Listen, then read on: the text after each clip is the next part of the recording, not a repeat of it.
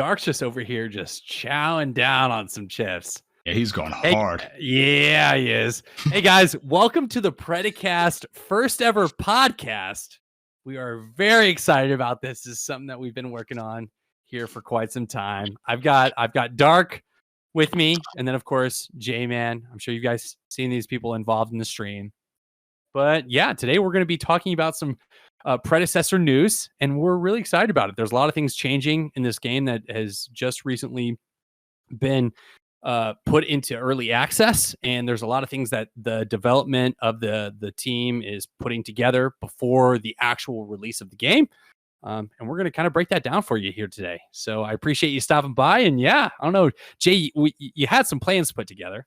Yeah, we got some good topics here speaking about tonight. So we're going to be going through some big topics. Of course, we got the patch version 0.3. That's going to be good. Then we're going to be going to some topics that myself and you two have picked.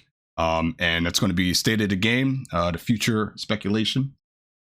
And then we're going to be going into itemization with Darkly, and then the Wonka's awesome topic, competitive landscape. So that's what we got here planned for tonight. But yeah, first, they know who we are, so no need to go back into that. I was about to do the introduction all over again. So here's the patch notes. Again, I went through it a little bit. Yo, what's up, A1? What's going on, man? Welcome to the stream. Sorry. Yeah. So we got the patch notes here. And dude, it's another thick one. Like, good God. All right, so thick. So Tuesday, January 24th is when this is going to be dropping. Of course, we're getting Revenant. But they're also taking a main focus at empowering mages, which is, I don't know how I feel about that just yet. I thought the mages was okay, but they're trying to have them stronger early on instead of like just, late game being crazy. So they're going to make them a little bit stronger early on. But yeah, and they got like other little additions like mouse sensitivity and other little tweaks and whatnot. But yeah, let's move right on in.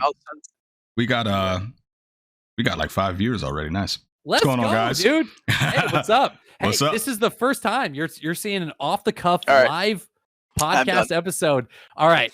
So I mean, yeah, we're going to be discussing a bunch of topics. We don't need to restart it. We don't need to go through the intros again. This is some exciting stuff. So, Dark, you looked over the patch notes for this new patch that's coming out. I actually didn't. Obviously, busy, also lazy. So you're a lot more technical. You have a better landscape of kind of what the patch notes look like. You and Jay do. Why don't you guys kind of break those down for me, and then I'll pick up where you left off and kind of give you my initial thoughts on it. Okay. Sounds good. So I guess, Dark, starting off, right? We already know what Revenant is. You know what I mean?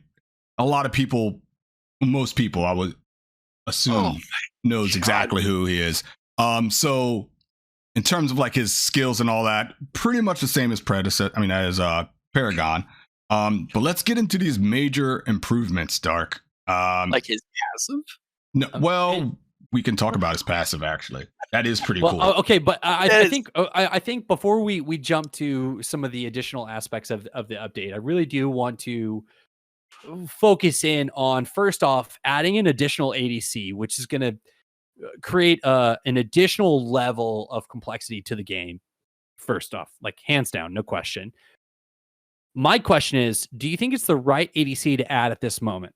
Ooh. I mean, Revenant is a very complex character. He's an awesome hero. He's got a lot of awesome attributes, but I mean, you're kind of pigeonholed to what ADC you decide to pick. And I feel like, just from my initial perspective, that this landscape that we're in right now with all the heroes that are available, I feel like we kind of need some more general based ADCs, because I feel like he's a very like niche it's almost like Feng Mao. Like Feng Mao is like, he can offlane, he can jungle. He's like a really great character. He's a really great hero champion. Yeah. But he's very intricate. Like you have to know how to play the game. And I think that's kind of the way that Revenant falls in. Like you can't just be some random person off the street who walks in and is like, I know how to play Revenant. Yeah. Versus like playing somebody like Twin Blast, who, is one of my personal favorite ADCs. If I have to play ADC, it's like I love Twin Blast, but he's fairly easy to play. And that's partially why I like him. That's what I was thinking that they was actually going to do. I'm surprised myself with the choice of Revenant, man. You know what I mean? Like I personally probably would have went Twin Blast as well. And not only that, he's also like damn near poster child for Paragon. So going with Revenant is a little strange. I don't know how he's going to really mesh with the other heroes. I honestly think a lot of people are going to be using him wrong. They're not going to be not too good with him, but I think it has to come down to what systems they already have in place that allow them to like mix and match things to be able to build these heroes faster. The more like if they start adding more systems in place, like we don't really have like a dash per se. We got blinks, but we don't have like a dash. That is true. Do you think, but realistically, I don't see that as being like something that's added, moving forward. I don't think that if it is, it's not on the priority list by any means, because there are so many different aspects that they want to get to before full release in season 1. Or maybe this is season 1 going into season 2. I'm not. They actually sure. So Dark, he was talking about his kid. Sorry. Yeah, I was saying because with the replay system coming in, like that's when we'll start seeing Wraith, because then they've got the system in place for like rewinds. Right. But I also kind of agree with Dewanka here, because I was on their Reddit and they did say that, in terms of heroes and kits and stuff, they're just trying to bolster the roster as fast as possible. And then later on, they can go back and look at some of these other heroes' kits. But I mean, so, it's like not only that, you don't have a lot of like, there is definitely going to be a learning curve with Revenant. Like he is a complex character, and your build's going to matter when it comes to using his ult, which essentially solos out an individual for a period of time. And I think it's going to be really interesting to see some of these like very high level teams break down some of the cards that currently exist in the game, because I know for a fact that like people are already creating builds. I'm in these chats, I'm in these Discord channels where I'm seeing people already pre-game the concepts for this character build. They're going to make it absolutely ridiculous. And my worry is, if you have some Joe Schmo coming off the street and then you have these high-end characters pre-gaming physical builds with these cards, it's like, what is that landscape's going to look like, moving into the future of this game? Is it the right decision? Because obviously you have to make this marketable and, approachable to the average gamer, because not everybody's going to want to have a podcast like what we're doing right now. Not everybody's going to want to compete in a tournament. People are just going to want to turn on their computer, turn on their PS4, turn on their PS5, turn on their Xbox, sit with the controller and game and have a good experience. And although Revenant can definitely do that, it's not one of those people that it's like, if you come off the street and you play Revenant, you're going to get your ass kicked, period. There's no question about it. It's like Murph's kind of easily playable, so if you have that. So first off, like, to kind of bring it back to my original question, do you think it's the right play? Do you think that adding a complex character is good for the general game? Do you think it's actually more so designed to leverage against the competitive community, knowing that the competitive teams are going to really take advantage of the capabilities that he has with his kit? Or do you think it was just kind of one of those where they're like, we like this character, he's a cool, marketable individual that we want to take advantage of, and we're going to kind of just put it out there that he is part of our team? Dark, you go first on that. I'm going to go with marketable, because he's basing this on familiarity of the heroes that recently was like the latest drop of Paragon heroes before the game shut down, and a lot of people were able to play him fairly well. I don't know about you, but complex, yeah. We have different range of players. Skill levels currently within Fault. Wow. You just say fault? What? Fault? God.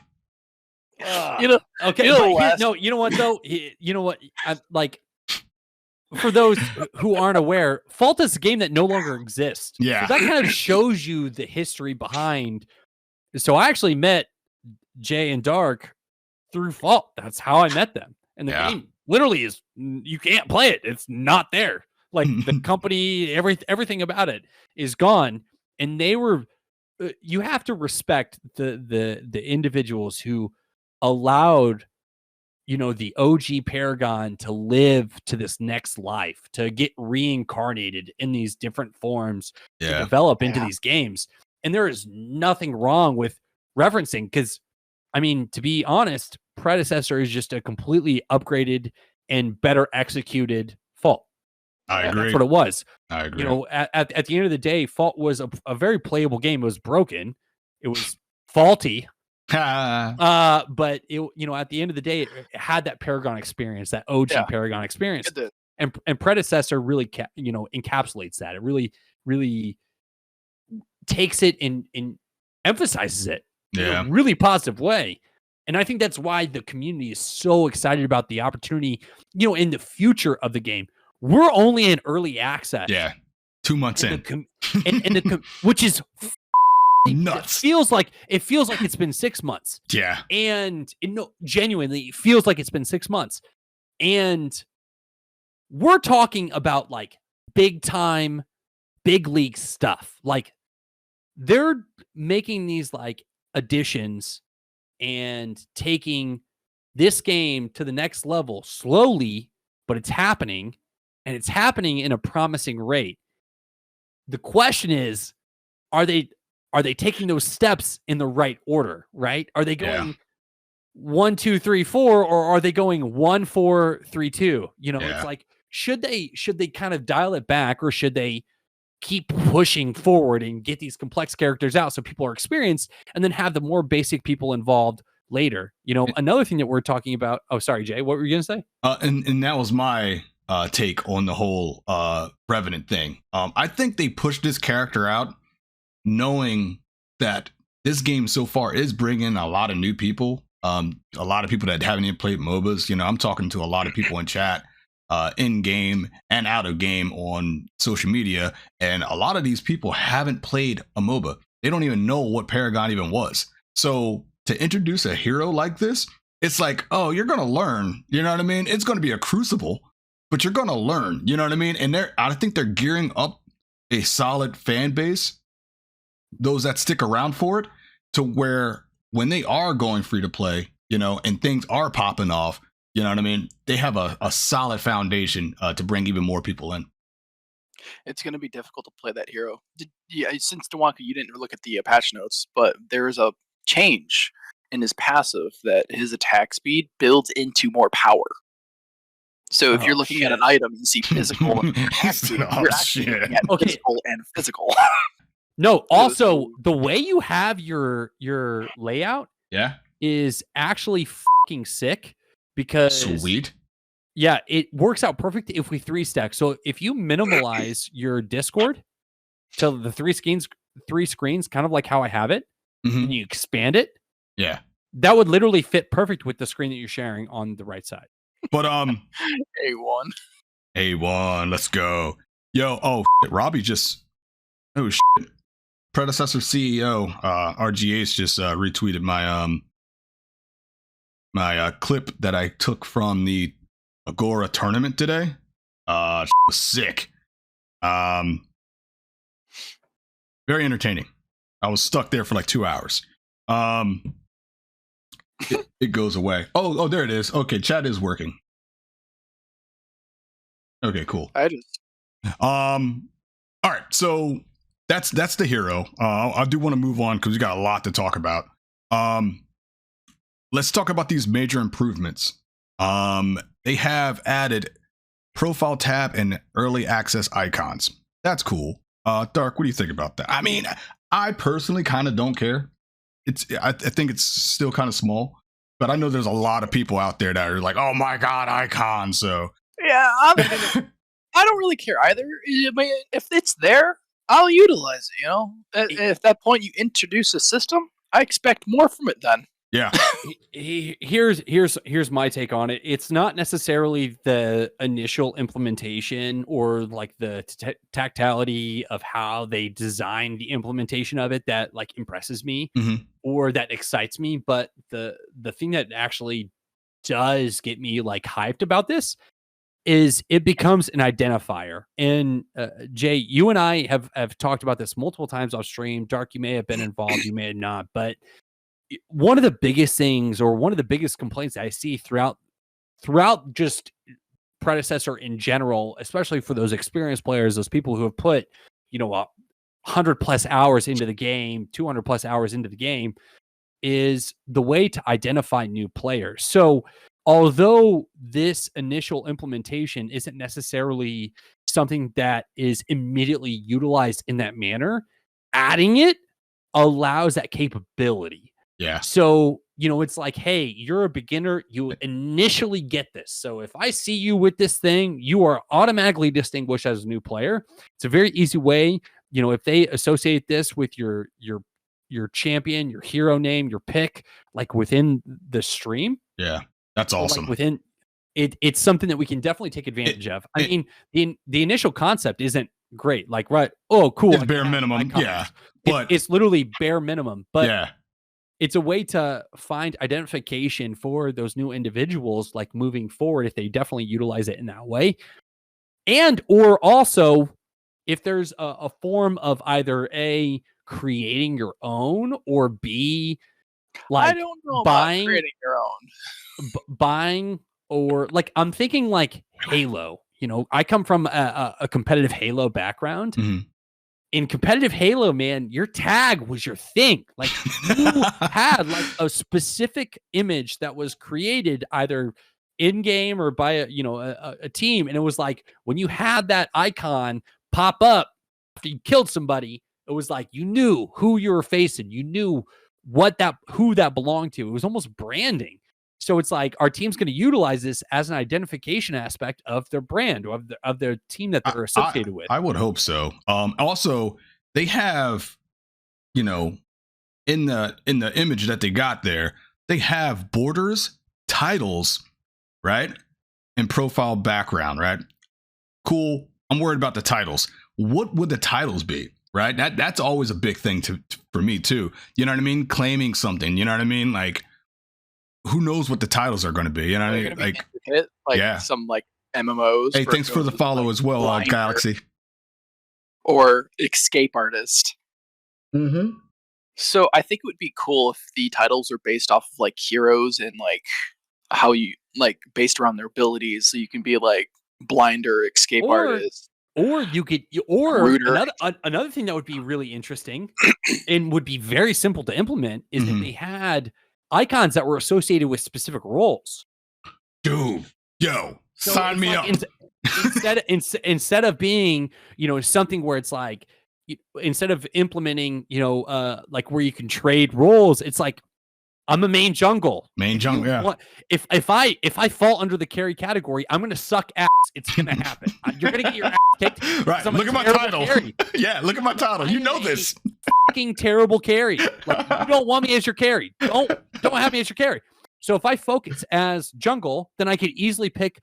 I mean, that would be so easy. That'd be beautiful. That'd be beautiful. It's something that's small. But it's gonna No, yeah, it's like people don't necessarily conceptualize the big advantage of these quote unquote major improvements. You see that and you're like, profile icons, that doesn't mean shit. But you could use that from a tactical advantage when you're solo queuing, when you're teaming up with random individuals for either lanes or like who you're involved with or what they prefer or their specific hero. There are so many ways you can literally dissect that to be a tactic, which is something that it's minor, but it's huge. It's like, huge.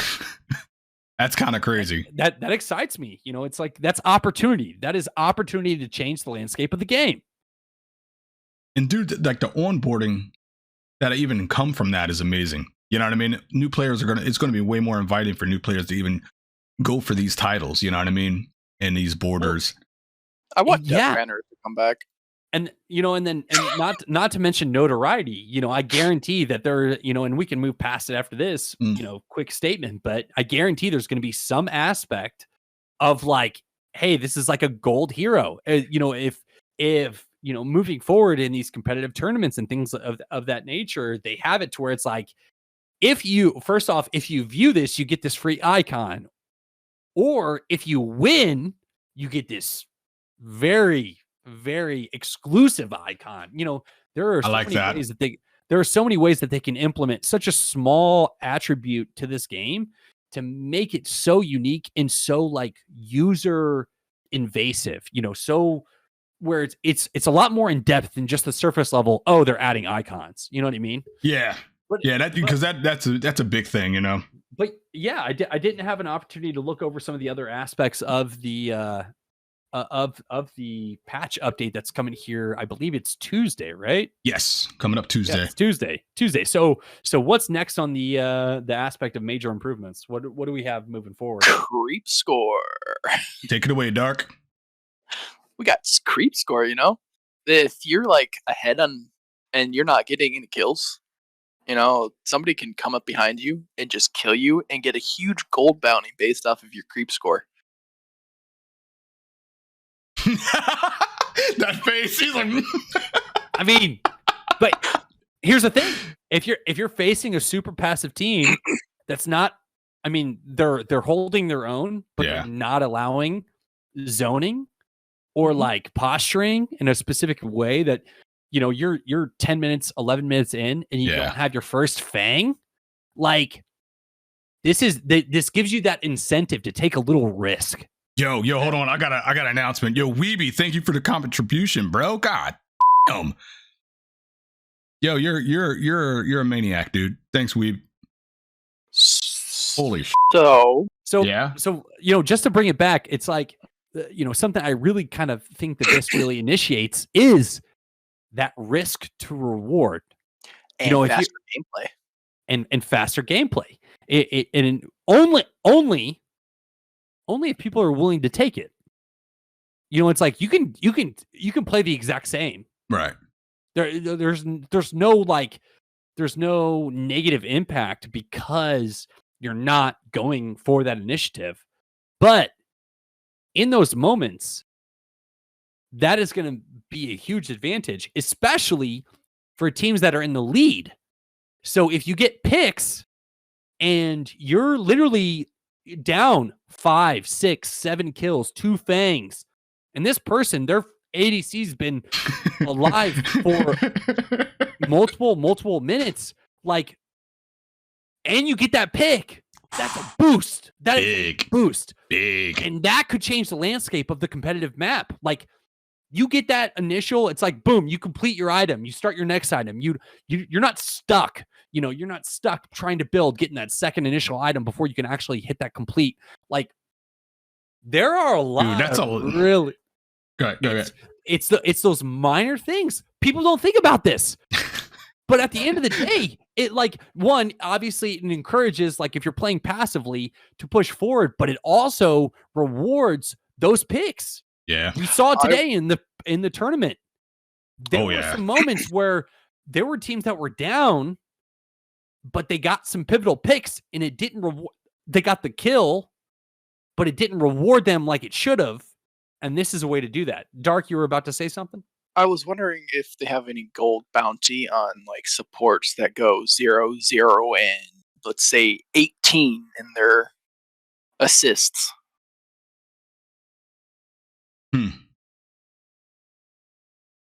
That's what I want to know, because that could be something implicated. Because I've played against some very elusive deckers that are just like 0, 0, and they're like 20 assists, and it's like there should be a reward for killing players like that. Like there should be a bounty on that. There should be. I actually wouldn't mind that. I think it'd be nice to have that in between, like the actual kill bounties and the creep score. So keep that right in the middle. Yeah. You know what I mean? In terms of how much gold you're going to be getting off of that. I'm pretty Yeah. sure they could add that in, because that is a big thing, because they're helping their team secure a lot of kills, and they're benefiting. Like the whole team still benefits off of that. That assist there. Yeah. Yep. I think Dewonka died. Oh, do I need to exit out? Oh no, There he's you back. No, you're back. You're back. You froze up for just a quick second. I don't know why. I don't know why that happens. How? That's all good. Oh, it's great. Quality should be. No, it's fantastic right now. You're fine. All right. Yeah, I was gonna say because I have fiber, so my shit's quick as it's really fast. But I lost my train of thought because I have ADHD and it's ridiculous. So does Dark. Yeah, let's go. Tell him to get closer to McDonald's. What's crazy is in those team fights, instead of having a moment where it's like focus the person who's killing, right? Who's the focus the ADC, they're the powerhouse. In those team fights, if a game's up for a long time, you could say focus the solo, focus the mid lane. Yeah, because they got all the farming. I need to get that kill. I need to get that solo so I can get that boost. I need to finish my item. It's a crucial part of my build. It changes the strategy, and it makes it so much more like minor but complex. It adds to the complexity in a really interesting way. I would love to see the gold bounty displayed somewhere. You know what I mean? You know what? In Dark, I apologize about interrupting, but you know what else I would like to see? An easy access for and maybe they have this and I'm just fucking blind, but an easy access for oh my god, why is my brain fucking going? Like wraps and prime objectives. Timers? No, not timers. What are you talking about? But or just access to the pits where you can access. Yeah. Oh, like physical. Okay. How far up and down are we? Oh, they're 3-0. Like it's like they have 3 wraps. We have 0. Got you. Okay, that would be cool. Sorry. I mean, it's right there. Let's move on to the new post match screens. These look amazing. All right, so they're adding 2 post match screens, right? So the first one is in the image you see here, and it shows all these stats. Like, oh my god, give me numbers, man, guys. Healing. Dude, I'm telling you, man. I was looking at my healing done, or like how much damage I mitigated. And if you notice, big scroll bar. Okay, we got a lot more stats that they have not revealed. So I'm really excited about this. Also, in this area, you can now add players after matches. Okay, so the friend request system. That's so big. Oh yeah, baby. The friend request system's in the game, so that's going to be hitting this Tuesday. Dude, this Tuesday cannot come fast enough, man. And I stream that night. Tuesdays at 10. Yeah, that's going to be nuts. All right, so here's the second. This is where you can send the friend request. Okay, I was going to say I'm not necessarily sure, like, because obviously this is my first time seeing it. Yeah. You want to scroll up a little bit again? Sure. So,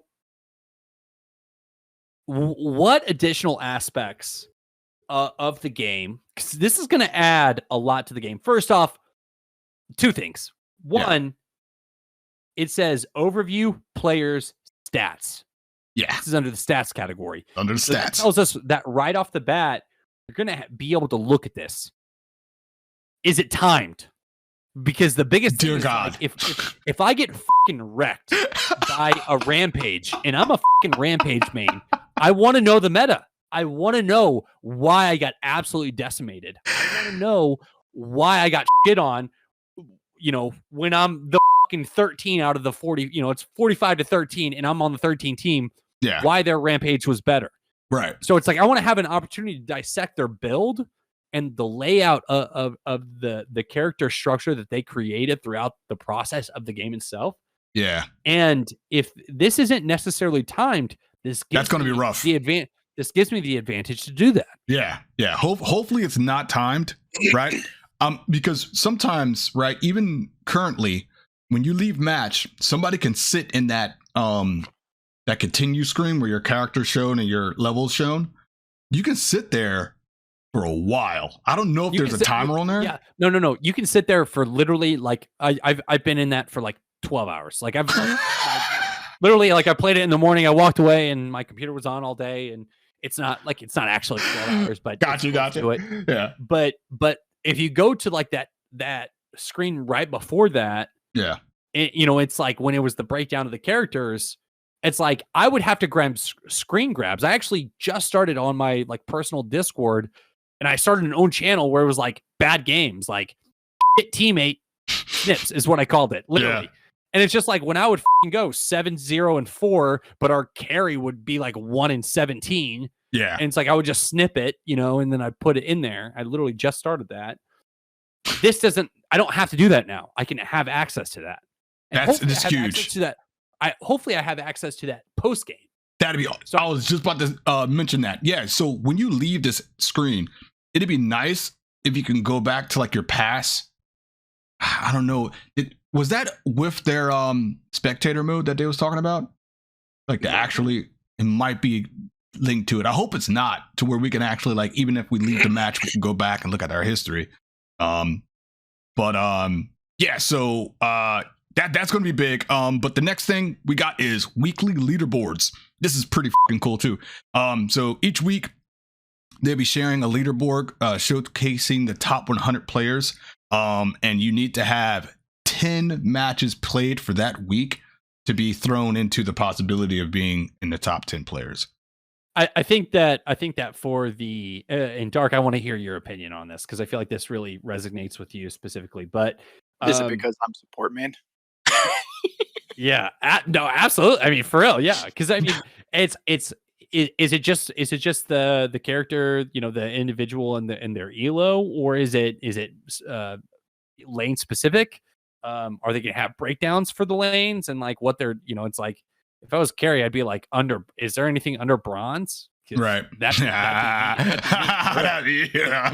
be like tinfoil, right? That's where I'm at. But as far as like just the overall weekly leaderboards, it's like, obviously it's gonna matter, and it's gonna be like relevant especially if you're like team searching, if you're trying to change rosters, if you're trying to make a statement in the scene.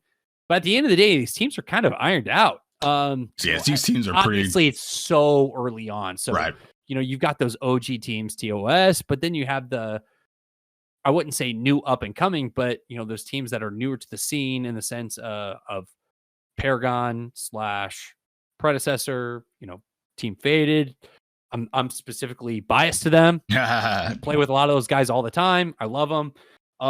But as far as the weekly leaderboards, do you think there's going to be like initiatives? It's like you're in the top 10 for the week. Like, I mean, I hope so. They did say that they're going to be continuing to develop the feature, obviously. But they need to. Yeah, like I feel like support doesn't get a whole lot of love. They're going to. I mean, there's no doubt. The only requirement is 10 games per week, and that's easy. I mean, the people doing that in a day are doing that within a couple hours. Yeah, like, that ain't shit. So it's like. They did say minimum. So I'm pretty sure the more games you play, you know what I mean? It'll evaluate you where you will land in the bracket.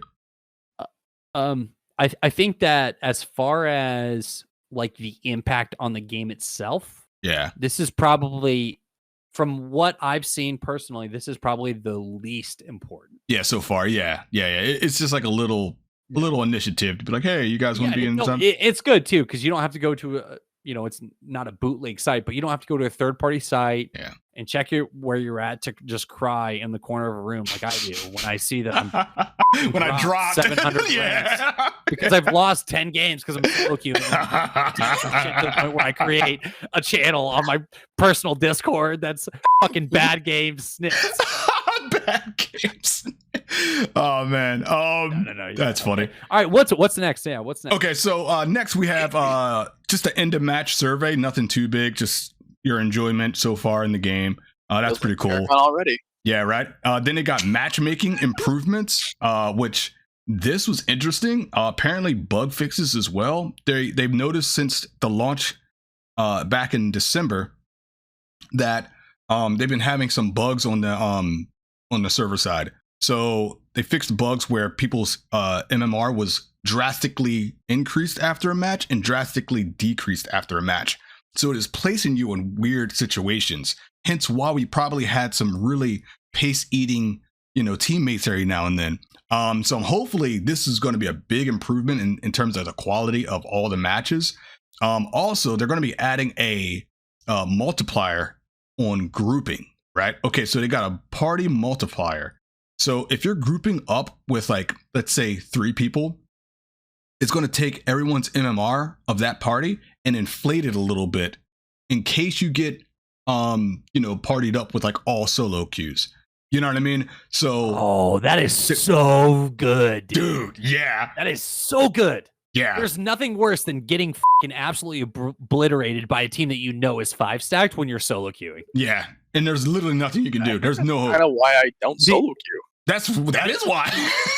I mean, there the amount of games where I've literally like gone through, and I know there are other people who do this, but it's like you actually you get teamed up against a team, and then you scroll through the Predecessor voice chat real fast to see if the names line up with the group that you're teamed up with, to see if you're 5 stacked. Oh yeah, and if you don't do that, it's still pretty distinguishable if you're facing a 5 stack or not, just by their like where they are, their communication. It's like if they're able to pick you off in a situation where it's like, why the is Murdoch moving towards mini prime as I'm 1 HP? It's like, that's not from somebody pinging in game. It's because they're on comms, right? They're stacked in some way, shape, or form. Yeah. Oh yeah. So the fact that they inflate that, one, it puts the 5 stack at a small disadvantage from an MMR perspective, but 2, it allows the solo queues to have a game, some type of leverage, moving into that game. It's not, you're not completely at a disadvantage. So it does kind of entice, it kind of encourages or maybe stays neutral for those people who do like to solo queue on an often basis. Yeah. So some of the bug fixes that they did, besides the large amount of MMR up and down, they had players, they could join queues incorrectly, entering the wrong matchmaking bracket. So sometimes, even if they were at that was a big one. I was like, holy shit. So basically, if you was going up to a higher MMR, the game would accidentally just throw you at the bottom, basically. Clearly, that's what has happened to me in the past 2 weeks. Of course. There's no doubts here. Yeah, There's no doubts here. Hey, I'm top 10. Hey, top 10. Hey, Sneaks. Yeah, I'm coming for your slot there at number 2. Okay, don't worry about it. But also they have the penalty system improvements. So they made some adjustments to it, and they're spreading it out. And it's also for 2 different types of penalties. Okay, so they got the AFK one, and then they got the dodge queue. So they actually know which one you're doing.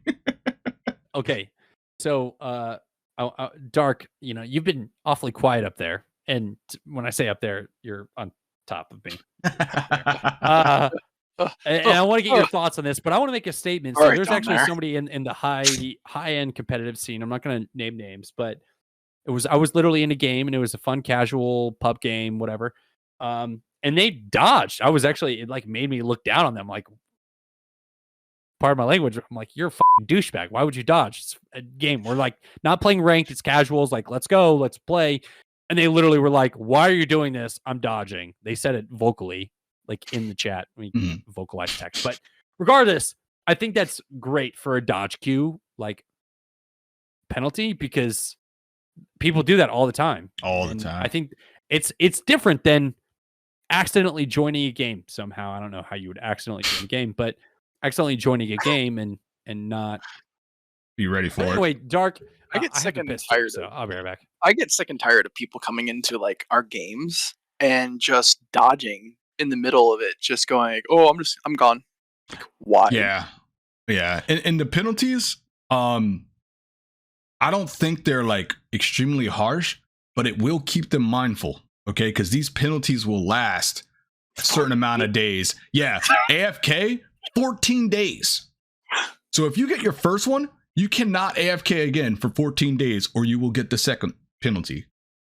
and so on and so forth. So each time you get that additional penalty, it extends that 14 days. It just goes back to 14 days. I already get that itch when I'm at work to play Pred. I cannot just not be able to play this game for 3 whole days. Nah, not happening. Not happening. I cannot. I gotta be playing this.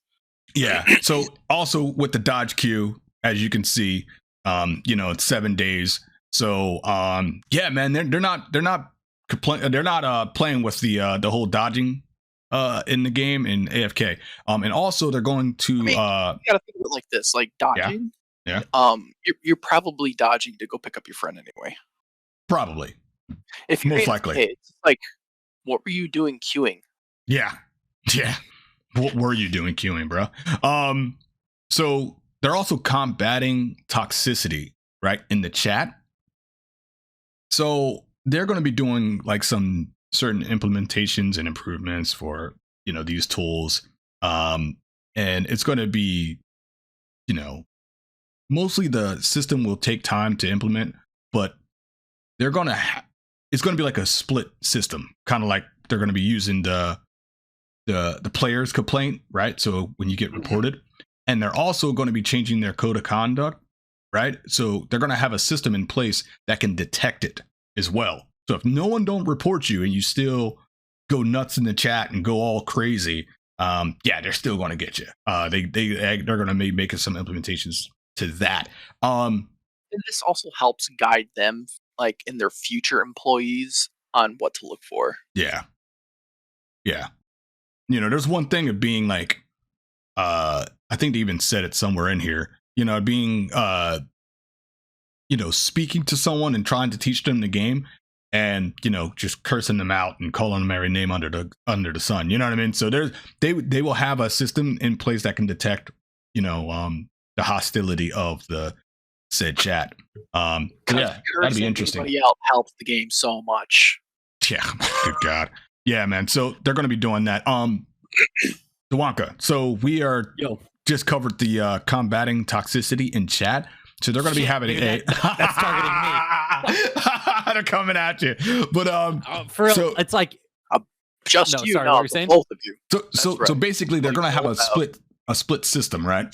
And it's basically going to be like player reporting, and they're going to have a system on the back end that can detect the hostility of your chat, basically. So if you're cursing someone out, that'll probably get you a penalty or whatever implementation they're going to be putting in, because as of right now, they don't actually have a penalty system for chat, which I think unfortunately they're pushing towards. I like how they'll just auto ban you from using chat. Yeah. Okay, there's a reason that I have a Discord channel that's associated with bad games. There you go. I need to vet. Yeah, there you go. Here's the thing. Yeah. If there was a way that we could identify new players and those players weren't good at their role, right, then it'd be a way that we could easy pass and help and assist them to supplement their experience to maybe enhance that even further, like the all about teaching game. Yep, absolutely. Instead of being like, listen here, you fucking twat, you have no idea what you're fucking doing. Why the F would you be in carry role, you son of a bitch? You are literally the worst carry I've ever experienced.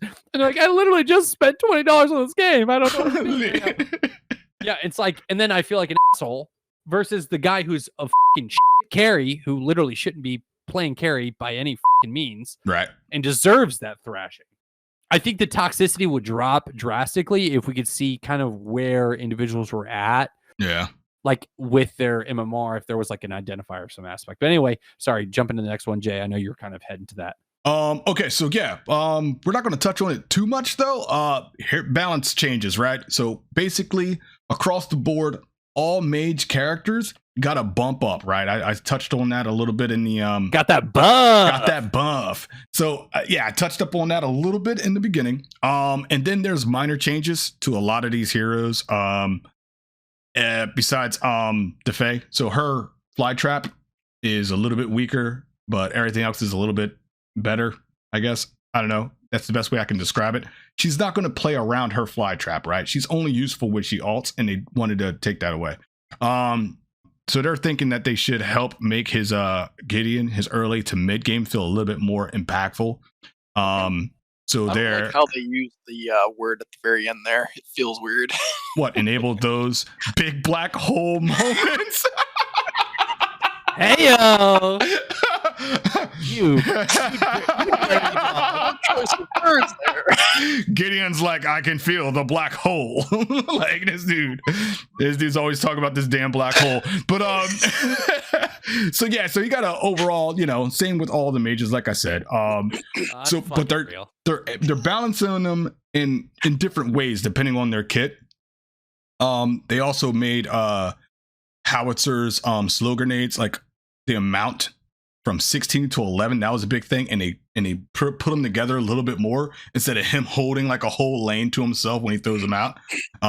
That's cool. Bellica, she can move quicker after seismic assault. That's pretty cool. I like Bellica, but when you did the seismic assault, she's like they said, she felt like a sitting duck, and just waiting for big stuns. So I felt that all the time with her.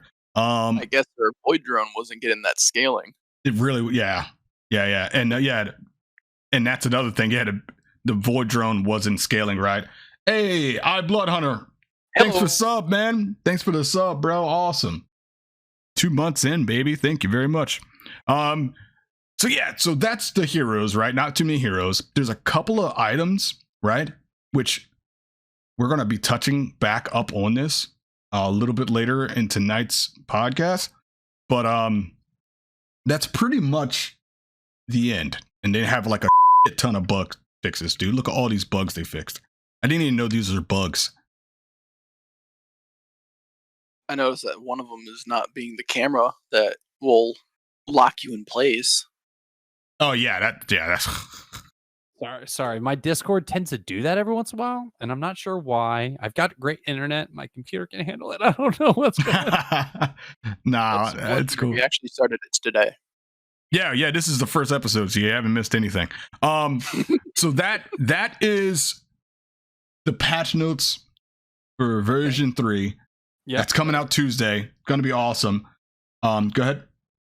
Well, I was going to say, I know there were some other topics that we wanted to discuss before, this has been going on. We've been live for what, like an hour? Yeah, just about. Yeah, just about an hour.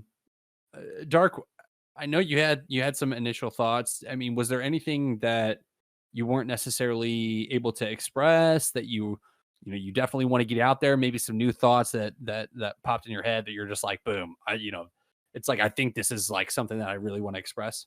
So these changes they made over the patches, this Weeby.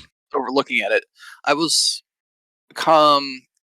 mulling it over, and I was thinking like we have Shimby, we have Huntress, and Huntress was shown off like how many weeks ago? 4. No, dude, it was like December. It was like mid-December. Mid-December. So yeah, it was mid-December.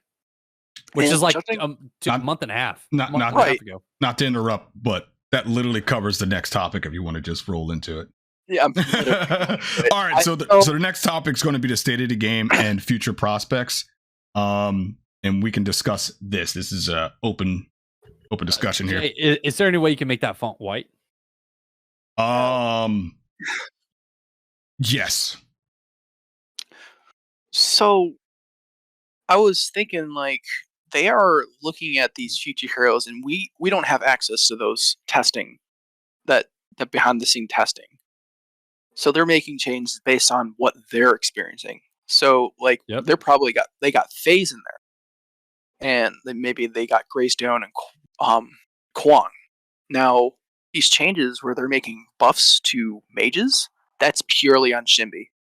Maybe like she felt weak against Huntress and Revenant, so they're like, let's look at the other mages and let's see what kind of buff, and then like a whole board sweep across mages. I think that was due to that. Like we're gonna see Shimby destroy when she comes in. Jay, are you trying to play a fucking game right now? No, it's recording. Okay. It's just eye candy. Oh, I got you. It's just like a background, like a post play. No, Dark. I want to jump in on that. a thought that literally popped in my head when you were talking about that is like, they're kind of like their focus on these heroes. Thanks for all the subs, guys. Go ahead, keep talking. They literally had a vote on like what character should we add next. Mm-hmm. So this isn't something I literally have been thinking about. This popped in my head about a minute ago when you were kind of talking about your thought process. Yeah. That to me tells me, or a way to break that down is who do you want us to add in next that we have available? Yeah. These people, Greystone, Yeah. Kwang. What is it? What is it? I don't even know at this point. But they're like, I guarantee they're ready. Oh, they're just not being released. Let's buy them time for their like next new hero. Yeah. So here's my. Oh, go ahead. No. Jake. So that is my speculation, right? I wanted to touch up on this.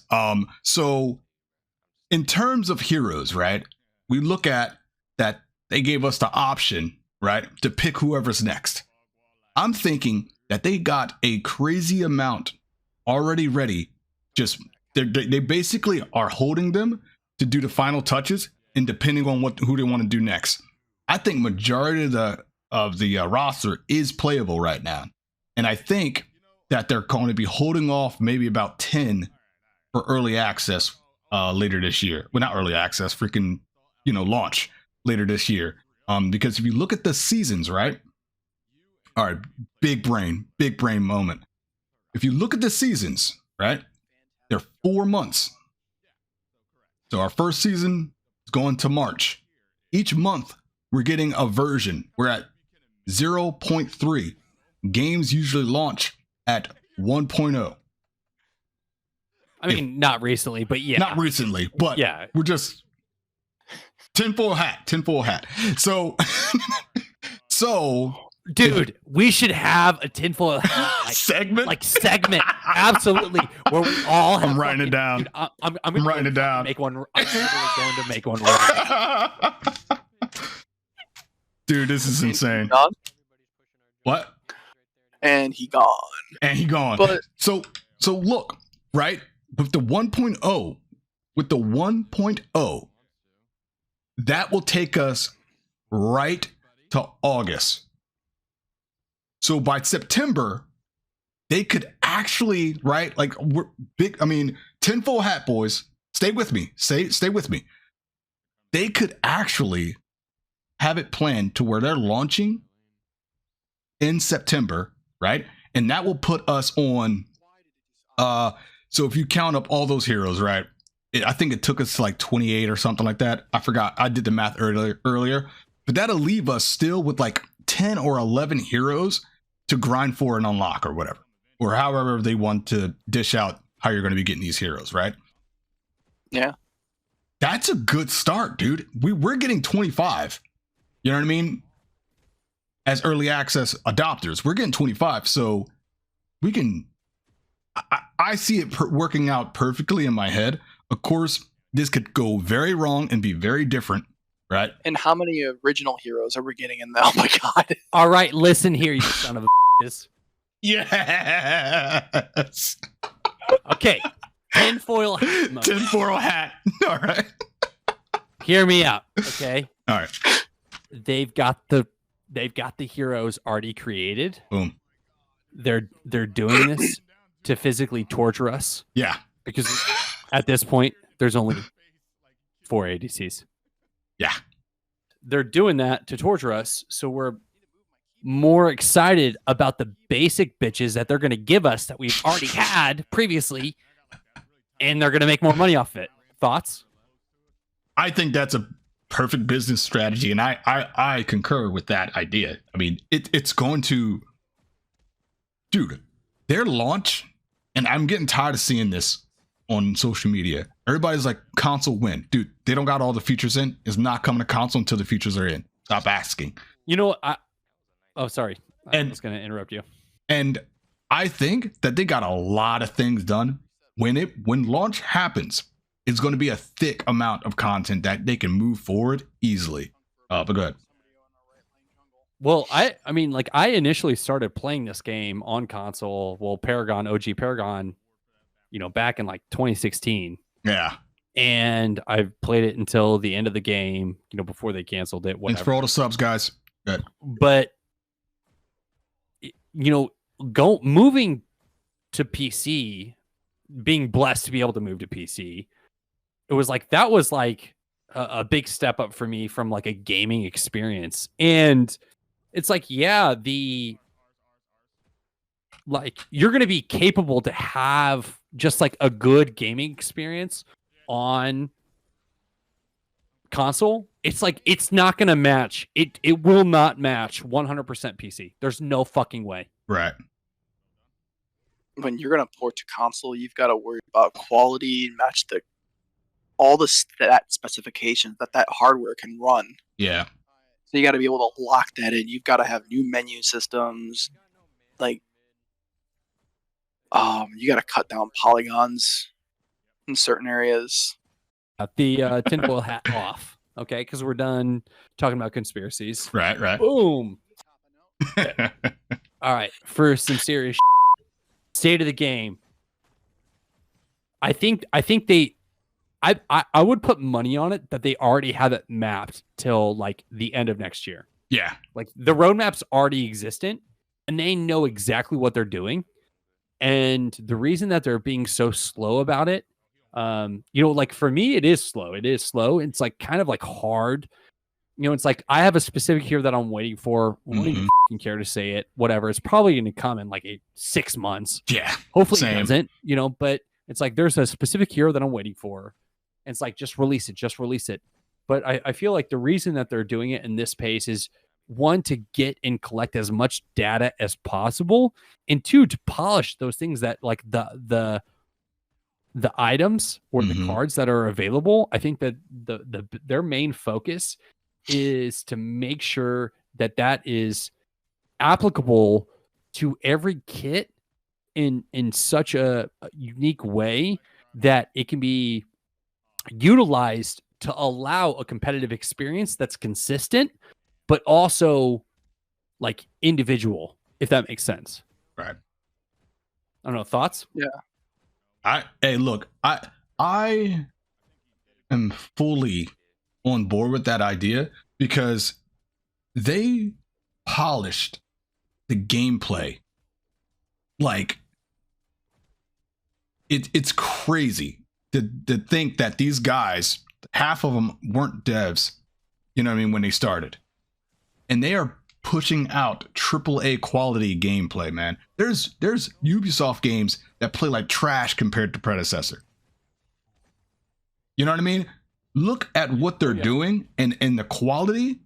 I am absolutely sure that the last 2-3 years was building the foundations to quickly implement these features and content. I think they got it planned out to the end of next year, like you said. Something to speak on that is like I mentioned, I grew up in the Halo competitive scene. That's where my bread and butter was like originated. Yeah. Till this day, they in the competitive scene, they still have multiple crashes. They still have multiple delays because the game is not consistent. Yeah. It's broken. This game is a polished experience. Crazy. Yeah, they don't have the content. They're slowly but surely pushing that content out. But at this point, it's like, I would rather be stuck with 21 heroes than 40 heroes if that knew that every game that I threw my boulder, or every game that I locked onto somebody with my Chimera fucking ult or whatever wasn't fucking delayed and didn't have an inaccurate result to the next game that I played with that same exact like that same exact moment and that same exact ability. Yeah. And I think that kind of sums up Predecessor, man. It's consistency, man. It is consistent as hell, dude. Yep. You know what I mean? To the frames, to the polish, to to the optimization, I mean, I know that some areas are rougher than others, you know what I mean, depending on where you are in the world, but that's just, you know, that's going to get ironed out as they open up more servers. So it's like, right. Yeah, no. So that was like one of the, I initially was first exposed to Crashy from YouTube, and it was a breakdown of like the initial thoughts on Predecessor early access, and it was a really well done video. Oh yeah. I actually messaged him and I was like, hey man, this was like an exceptional video. Like the quality was top notch. It was top tier. And it was like going over the aspects of like hit registration. Cause like the best part about Predecessor is like you initially feel it. It's like there is a like impact that happens that like you're sitting here, you're using a keyboard. If I hit that shot, if I hit that boulder, if I hit that ability, people are, you know, it's like, I feel like I'm feeling it. And it's like, oh, boom. It's like, oh yeah, I hit that, you know what I mean? Yeah. There's like registration that is associated with it. But, you know, I think it speaks volumes if you look at the viewers, the interactions, the actual physical content, not the content available, but the actual physical content on where the game is and the game state versus where a Predecessor is. Predecessor's on a slow incline, which is expected. I mean, you've got the OG people who are like, I love this game. I want to be a part of the community. I want to build it, and I'm willing to like grind it out. Yeah. What are some of the other topics besides the state of the game, which I think is in a really good place at this point? Yeah. For early access, what are some of the other things that you maybe want to discuss? So, we had two more topics we wanted to hit. Itemization and competitive landscape. Dark. Yeah, competitive. I'm excited about competitive, but yeah, me too. I want to hit the itemization first. Yeah, I want to go that first. Yeah, let's hit the itemization, and just give our general thoughts on the itemization in Predecessor, and see what they can possibly do better. And they also, which I didn't touch up on, horrible, but in the patch notes they did say that patch 0.4 is going to have itemization changes for ADCs. So the ADC's items are going to get shuffled. Don't know what that means, but that's going to be interesting. Okay, there's actually a few items that are too similar. Yeah, that's what they're going to do. Yeah. But yeah, let's speak on itemization in Predecessor. Where do you guys think it's at? Go on, Dwaka. You look like you wanted to say it. No, I was going to say, if there's anybody who's knowledgeable about this, it's you two. Like, I am not like item-wise, item knowledge. It's like I focus kind of. I have my tunnel, I have my lane, and I stick within it. And you know, every once in a while, I'll bounce out of it, whatever. But you know, if there's anybody to speak this like from a knowledgeable aspect, it's definitely 100% you guys. So take this over. And he's like, hey, come play this MOBA. I'm like, I don't want to play some MOBA, but it's third person. I'm like, okay, it's got a card system. All right, you got me intrigued. So that's one of the first things I like doing, especially when in Predecessor, I look over items. And that's kind of what I look at, like what items are good on what heroes. How could I use that on utilize their abilities with these items, or how can I utilize this item to enhance their abilities? And when I saw this recent patch note and thinking back on FaZe is coming, Shimby's coming. So Shimby, and then right after that, Huntress, and then FaZe. The item Life Binder has a based on your health and magic increases your abilities. And both Shimby, or not Shimby, but FaZe and Sevarog get a huge benefit from that item. Okay. So I'm thinking like we need more items that are more focused on like this will benefit two heroes, just like the silver bracelet will benefit Narbash and Gideon. Got you. Yeah, and you know, in the way I look at the items in Predecessor, so I made my build for Drongo, right? And it's like I just use his passive as a guide. I look at all the cards and say, what could push this passive even further, And I think by doing that, like, you see like a broader stroke of what they're trying to do with their items, man. Because even the items are very passive, based. It's all about those final bumps, you know what I mean?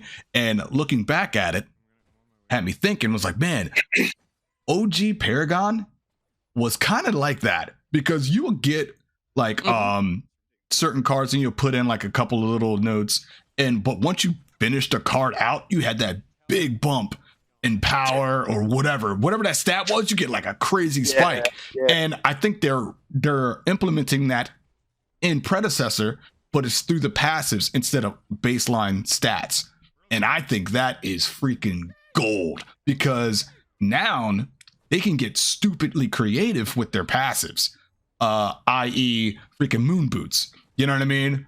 The resurrection card, like there's so many, the crest, there's so many possibilities, and it's going to keep the game fresh. And items are definitely something that I'm looking forward to them implementing and changing.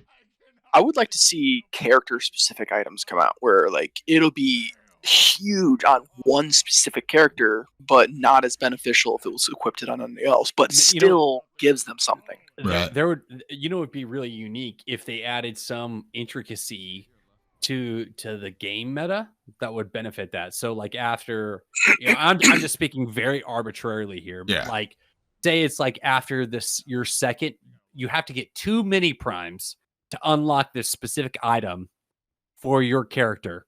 And it's universal, so it's like every hero can access it. Yeah, it's like one thing that's associated. But you got to achieve type of, but it's like a role-based item, and it doesn't like it would essentially be like an active, but not an active. It would be like a passive, but it would be specific, and it wouldn't take up an item slot. But it'd be like, isn't that what crests are?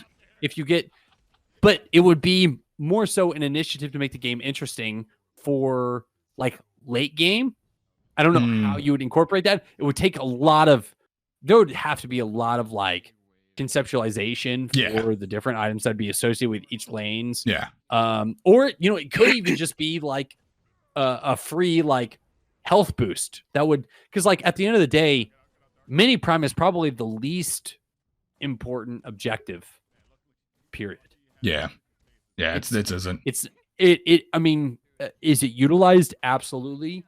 But is it important and crucial to winning a game? No. Like, you killing mini prime doesn't guarantee a game, just like you killing orb prime doesn't guarantee a game. It's just a benefit to like essentially reevaluate or push lanes in a different way, or change. Let me rephrase that: change the momentum of the lane that it's pushing. So, if they were able to capitalize on some different aspect of strategy in a way to allow a card that's specific to a hero or a lane or just for the team in general, to like, okay, it's like, boom, you get Fangtooth's already overbuffed or whatever. Yeah. But it's like, okay, you hit your second mini prime, because it's kind of hard to hit 2 mini primes before orb comes out. Yeah. It's like, boom, the entire team gets like 250 health bonus. Something like that. I think that'd be like a really interesting like tweak on the game, and allow, that risk to reward that could add some complexity to the game. So it's like, okay, yeah, they got a damage boost from Fang, but we're able to capitalize on the second mini prime, right? Which is able to essentially negate some of that impact that they have from their second or third Fang or whatever. Yeah. Yeah, they could definitely use some more game items, like that one card from Paragon where it was like a 4,000 cost, and it gives you 30 permanent in magic damage, and it was like a consumable. Yo, good thoughts. And like these tonics are like mid game in my opinion. Yeah. So there's some people sharing some thoughts. I'm gonna say good thoughts. Yeah, I was gonna say, Jay, you want to jump on that? Yeah, man. Good thoughts in chat, guys. I love it though. The concepts, I love it. That this whole it's a dialogue. So share your thoughts. Let us know if you think this is a good idea make sure you hit that follow button. If you're watching for the first time, like we're going to be doing this fairly consistently. So like, make sure you follow Jay. We're going to be getting a YouTube channel up here shortly. So, there's a lot of content that we're planning on producing here, through the Predecast, aspect, because there's a lot to dissect and break down. But Jay, what are these people saying? Because they're just, I see grievances. Yeah, dude. Do you want to use? So we got one from TY Galaxy saying that Ty Galaxy. Ty Guy. Okay. Oh, you know this guy? Or am I just pronouncing it wrong? He's a homie. He's a homie? Oh, okay. Cool. So Ty Galaxy is saying that Mini Prime are broken on the team wide gold aspect. He's saying that only the people that get Prime should get gold. I agree with that, actually. Like, if you're dead, dude, you get no gold. I think, is that how it is? I think what he's referring to is if you get gold buff, yeah, and then you get Mini Prime, you're fucking OP. Oh, I think that's what he's saying. Yeah. Okay. Now Ty, just correct me if I'm wrong, but I'm pretty positive that's what you're like referring to. Yeah, so it's not like because you got to think. No. And if I'm not mistaken, Mini Prime is associated with like that lane that you're pushing, like the minions that are around you, right? Like it's like you and then the people or like your army that you're pushing. So, I mean, there's also a strategy that's associated with like getting Mini Prime at the proper time. Right. That's a big thing. I mean, I've gotten Mini Prime, but it's like we aren't lane pushing. Like there's like, they're spawning and they don't even have so I mean, there are aspects that they could change maybe for the competitive or the landscape of the strategy of the game. Yeah. But what I really want to jump to first off, I think there was another person who had Oda a comment. Oda says that he said I disagree just due to just due to the start on one regardless. It's good for mid lane and jungle, depending on which hero it is. I mean, I agree. Yeah. I mean, like every just from my personal experience, and Dark, I feel bad because I want to incorporate you in this, but you're like, I'm support main. I am a support main. Which is obviously it's okay. Yeah. So you relate, in regards to the jungle aspect. It's usually. I mean, honestly, every time I've played it, it's either been jungle, getting it myself, or mid or solo. Those are kind of like the three lanes that usually navigate because they're obviously associated around Mini Prime. Right. But, dude, good comments coming in again. So we be saying that he hates the landscape. It's not very fluid. Are you talking about around the big objectives like Prime and Raps, Weeby? Get back to me. And Ty, he's saying that I think getting Mini Prime gives each member of the team 200 gold. It should be a total of 300 gold split between the players that helped to get it. Basically, like Herald in League of Legends. I love that. I love that idea because it incorporates the people who are involved. Yeah. So it's like, and also it also negates like that makes the strategy so much more complex because it's like if your ADC is ahead, he doesn't need a boost on gold, so he doesn't want to get involved with Mini Prime because that would actually take away it would take away from your additional teammates getting a boost. Right. Only for those who need it. I like that.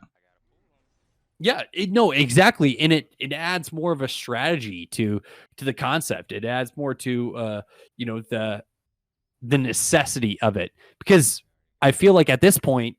It's just like, okay, we killed it. Everybody gets, 200 gold, whatever. Yeah. It's like, Yeah, I don't like the blanket slate. That's great. I mean, that gold advantage plus obviously the buff, but it's like, that doesn't make you like, it doesn't, let's put it this way. It doesn't initiate, if I'm saying attack Mini Prime. Right. And Solo's like, okay, I'm coming. But then mid's like, fuck off. I'm just going to attack these minions. Yeah. He shouldn't benefit from that. He's getting yeah, in this way, it's like, he's just like, okay, like no matter what, I get a 200 gold buff, boost. Yeah. But like in this way, you'd be like, well, Solo and Jungle are the only ones getting the boost. Mm.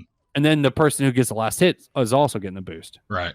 I think I like that implementation. That's really good. Blood Hunter. Yeah, he's saying that he's saying kills should be worthless after killing the same person too many times. I like that. I think there should be some scale. I think it needs to be like literally like 100% for like the first like 5 kills, and then afterwards it needs to probably drop down to like 95%, 90%, 75%. In regards to the benefit to the other team, not necessarily like, obviously it's not going to count as like a half kill. No, yeah, I don't think it should get that low. It shouldn't get that low. I do think that. Ooh. I Thanks for the follow. There are a lot of different aspects that need to be utilization of the reporting in the in-game like moments that matter. Yeah. There needs to be some way to acknowledge that in a more identifying way, in my opinion. Okay, so Ty's saying that there is a gold debuff on players. Great. It actually looks good. That have been getting killed a lot. So he's saying that it's already implemented. I haven't really checked it out myself, but apparently that's already in. I wouldn't know. I never go 0 and 12. Yeah, I better say yeah. That don't happen to me. Changes for Raptors, aren't they? Yeah, that's supposed to be coming. Yeah. Yeah, changes so to the what Raptors. changes are they going to do that? It's going to be like the first one is permanent and the rest are like temporary. Yeah. There's going to have a lot more temporary buffs and wraps. Which I think there should be now a return on permanence and like consumables in items. Yeah. For more late game items. I do want to I do want to ask that, obviously this is something that we're starting up. We appreciate it. If you're watching this post live, which we will do hopefully every weekend, like once a month, there's going to be an aspect or incorporation of this going on Jay's channel until we create our own Predecast Twitch channel and YouTube channel. But before then, make sure to hit that follow button. And then if you're watching this post, that subscribe button, it means a lot to us. It shows us that, what we're doing is it's being identified, and it helps in the algorithm to get this notified to those people who might be possibly interested in some of the game knowledge. If they're searching for some content that might fill them in on something that's going on. This is a big way that they can be introduced to the game and maybe gain some further knowledge on not only what has happened in the game, but what's, happening in the game moving forward and, going towards the future of, the entirety of the game knowledge. So we appreciate all you guys who are being a part of this. And I think that this is, this is awesome. This is the first time. This is live. We're riffing right now. This isn't like scripted. It's like, if you help us grow, we can start looking at other platforms like Spotify, and you can start listening in the car, while you're driving around at work. Right, keep it auto. Yeah. But I mean, so I want to jump into the last topic before. We got to hit that. Finishing things out because this is we're getting to almost 2 hours on this for the first episode ever. Now, granted, fucking awesome. We're riffing. We're riffing hard. I love it.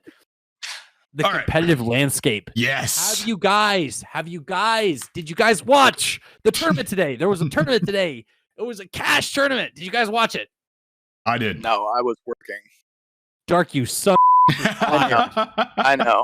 It's funny because he's fired and he makes zero money because this is completely free and we're all doing this voluntarily. No, I know. Considering, like, I'm a game development student. Yeah, Blood Hunter, Oda. Yeah, man, there was a big tournament today for Predecessor. That's right. That was Agora. What was it called? Agora tournament. It was agora.gg. They had a big tournament. I believe it was $100 pot for the full team. So it was $20 per teammate if they won. And then of course, top team, probably don't need to tell you what team won, but top team was TOS. They've been around for a long time. They played OG Paragon together. They've played different MOBAs. And of course, they've translated to Predecessor, when it became competitive. I mean, they're kind of the top dogs in the scene at this point. I think that, at the end of the day, they're the people who have the biggest target on their back because they are closing out the kills. I mean, they're making serious. I gotta shout this out. Yo, Crashy, thanks for the follow, man. Awesome, man. Thank you for that. Yeah, well, no, Crashy's actually one of them. Yeah. One of the guys. It's like, I mean, I've come against Crashy in some just like solo queue games, man. And it's disgusting. He's cheeky. He's cheeky as hell. He wants to get cheesy. He likes to get involved. So, as far as the competitive landscape, I think that there's a lot of opportunity for additional teams. Like, you have these OG based teams, like these people who have built this chemistry up throughout years and years of playing together. They have I would refer to it kind of almost like as like unspoken chemistry. It's like they know what they're doing without communicating it. They're not they're not. God, that's like us.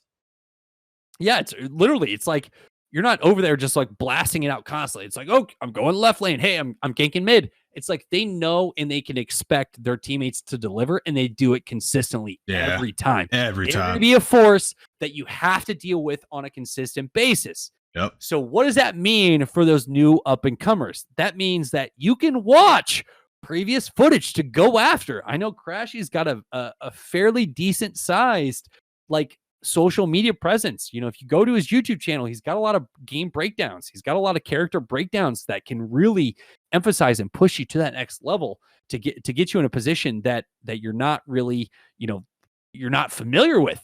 And it's going to be a concept that you're not necessarily familiar with as well. So I'm really excited, about the competitive play, because I feel like with the growth of this game and where it's going to get to the future of the game, it's going to be unprecedented, because we're going to see a lot of names pop up the next couple months that, who are these people? I mean, we had it today. Press Tab was putting some pressure. Press Tab, yeah, that was some good fights. There was, you had, to even bring it back to the semifinals, it was Sneaks was putting some pressure on Solo. It's like somebody that I personally play with all the time. It was an awesome thing. I know Crashy's been jumping in the chat. What are some of the things he's been breaking down and saying? So yeah, he was saying that I guess TOS has they actually haven't played Paragon. They played a lot of Pokemon Unite. It was the United. Yep. Yeah. Yep. It was the United and former professional Infinite Crisis player as well. ODC MOBA. Okay. Damn, back in the day. They've been on MOBAs for a hot minute. But yeah, man, thanks for stopping by, Crashy, man. Oh, that is awesome, dude. And also congrats on the win. I mean, dubs. That's an accomplishment. It's and I don't know if you want to expand on your thoughts, but what are some things that you think that might impact the game moving forward? What are some things that you think would beneficially move or progress the game to a position that you think that it could really, really expand? From my exposure to you up to this point, which I follow you, I've played, I've subscribed to your channel, I've watched some of your content through Predecessor, of course. Changes would be nice. What do you think would be like something that would be like really pivotal for the success of the future of this game? So he starts off with Fang changes for sure could be nice, and I was hoping that it was going to be in this upcoming big patch, but it looks like it might be in February. Let's hope it's in February. Some no major wrap changes for this month. I mean, I think that outside of practice mode, that speaks volumes to the competitive scene, because I mean, there was actually a point. I mean, the fact that Crashy's here, they were down, I think, like 7 kills, like 6 kills. It was like an 11-5 game. 11-5. I don't know, 12-7. It was a close game, but the other team was ahead. It was Press Tab was ahead. Okay. Drastically. But TOS, of course, focused on objectives. Objectives, baby. Right? Mm-hmm. They played tight and they won. Yeah. Because they were like 4 fangs up. Like it was I watched that one. 4 fangs up. At that point, there's nothing they can do. Nothing you can do. And then it snowballed. They came back and they absolutely decimated. I think the game ended up, it was like 21-something. And it's like they got absolutely fucking destroyed because Fang is so OP. Yep. Oh, If you yeah, there focus is a around the lot of objective, games. you're gonna win. Yeah, there are a lot of games on ourselves where we're just like we're down 20 kills and they're ahead. We lost 3 of our inhibs, but we're like we keep stealing wraps. Yeah. As long as we're up on the And wraps, we always got to fight. And the moment we grabbed that third, it turned around.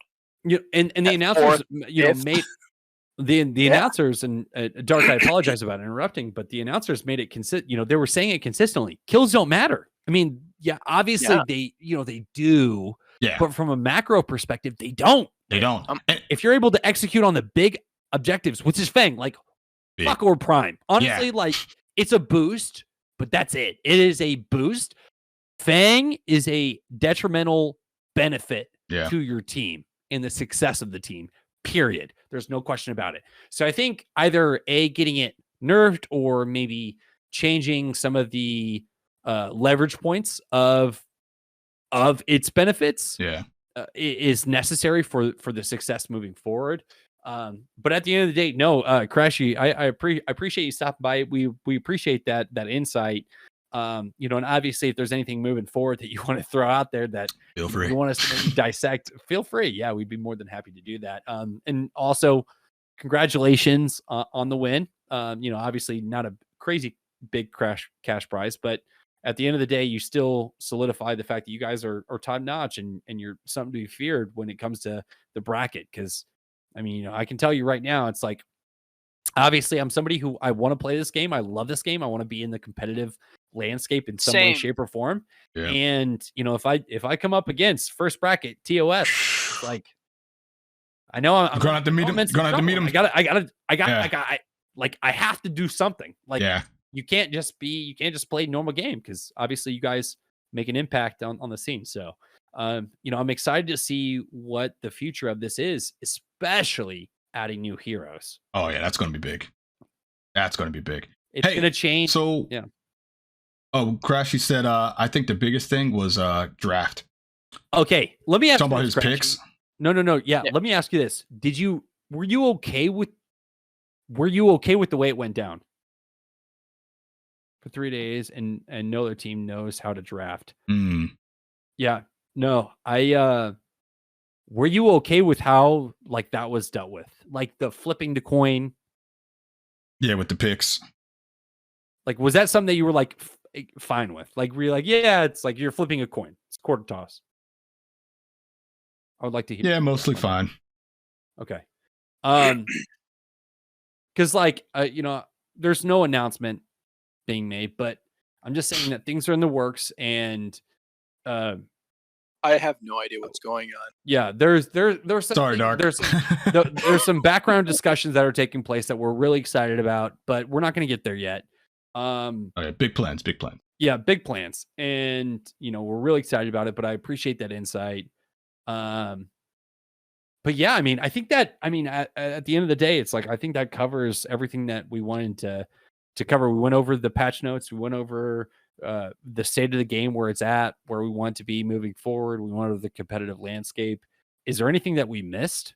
Well, I don't know. I mean, like, unless there's anything else to add, guys, I think this is a really successful Predecast, first ever podcast. Oh yeah. Where we break down everything Predecessor and the surrounding news. We're not like honing in or focusing on one aspect. We're kind of discussing the different aspects of the game. Competitive, the updates that are coming out. The people that are involved. You have the development. Yeah, absolutely.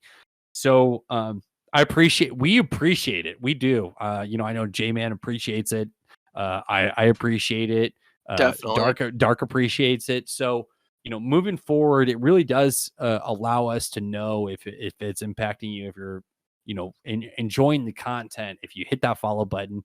And then, like I said, we're going to be creating physical channels so you can actually access just this content on multiple different platforms. So, eventually we'll probably build to TikTok. There's no need for TikTok at this point. But, when we start, getting to more in-depth competitive scenes and things of that nature, I think we're going to start incorporating different aspects of those different social media platforms that we can really use to grow the community. But at this point, we just ask that if you're enjoying this content, if you think that the discussions or some of the topics that we've mentioned at this point are useful to the gamescape of where this is heading, it's like hit that follow button. That's gonna be huge. Show that support. Of like, yeah, that show that Please support. do. Comment.